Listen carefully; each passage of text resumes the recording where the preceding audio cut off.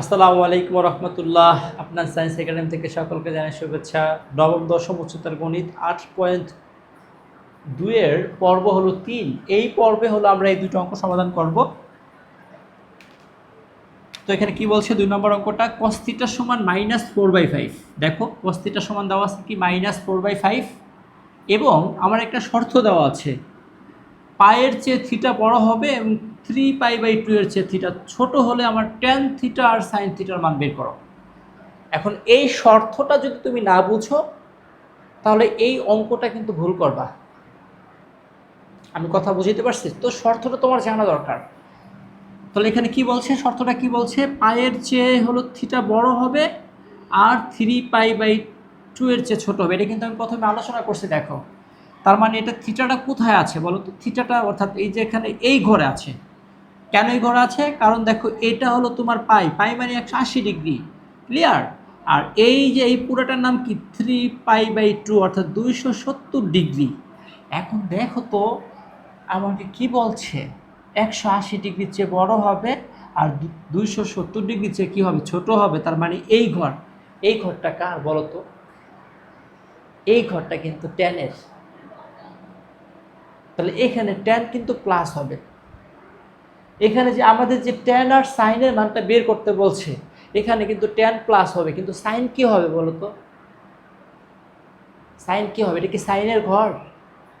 যার ঘর সে প্লাস, বাকি সব তো মাইনাস, ঠিক কি না? তাহলে সাইন এখানে কি হবে? সাইন এখানে হবে মাইনাস। সাইন এখানে কি হবে? মাইনাস হবে। তো চলো অঙ্কটা করি। আচ্ছা, তো প্রথম আমরা লিখি যে দেওয়া আছে, কি দেওয়া আছে বলো তো? যে cos θ সমান -4/5। কার মান বের করবো বলো তো? tan θ আর sin θ। আমি আগে sin θ এর মান বের করি। কেন?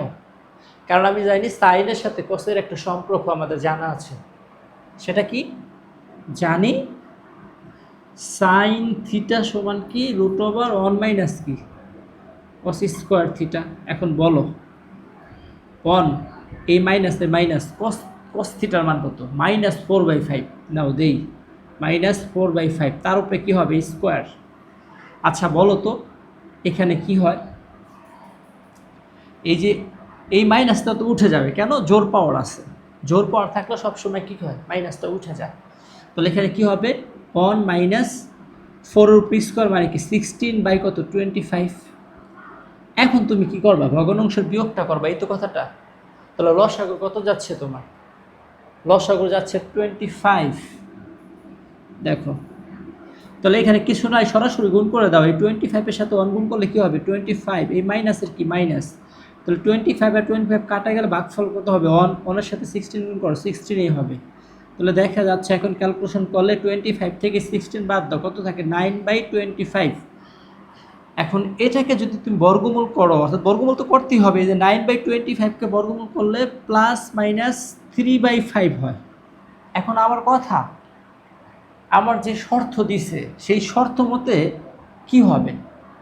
এই শর্ত মতে আমার এই সাইন থিটার মানটা অবশ্যই মাইনাস নিতে হবে, -3/5। বুঝতে পারছো? এই শর্তের কারণে কিন্তু আমি -3/5 নিলাম, আন্দোলন প্লাস নিলাম। কথা বুঝছো নাকি বুঝো নাই? আচ্ছা, এরপর তুমি কি করবা? ট্যান থিটার মানটা বের করবে, এই তো কথাটা না? তাহলে ট্যান থিটা সমান কি হবে? আমরা জানি সাইন থিটা বাই কি cos θ। এখন বলো সাইন থিটার মান কত? সাইন থিটার মান হলো তোমার -3/5। তাহলে cos থিটার মান কত? -4/5। তাহলে আমার এই 5 কি যাচ্ছে? কাটা যাচ্ছে, মাইনাস মাইনাস তো বাদ যাচ্ছে, কাটা যাচ্ছে। তাহলে আমার থাকতেছে কত? 3/4। বুঝতে পারছো? বুঝছো এটা? ক্লিয়ার? আচ্ছা, এর পরেরটা দেখো, সেমভাবে করবা, একদম সেমভাবে করবা। এটা বাড়ির কাজ, হ্যাঁ? এটা করে আমাকে জানাও, কমেন্ট করে আমাকে জানাবে এটা কিন্তু, হ্যাঁ? সবাই ভালো থাকো।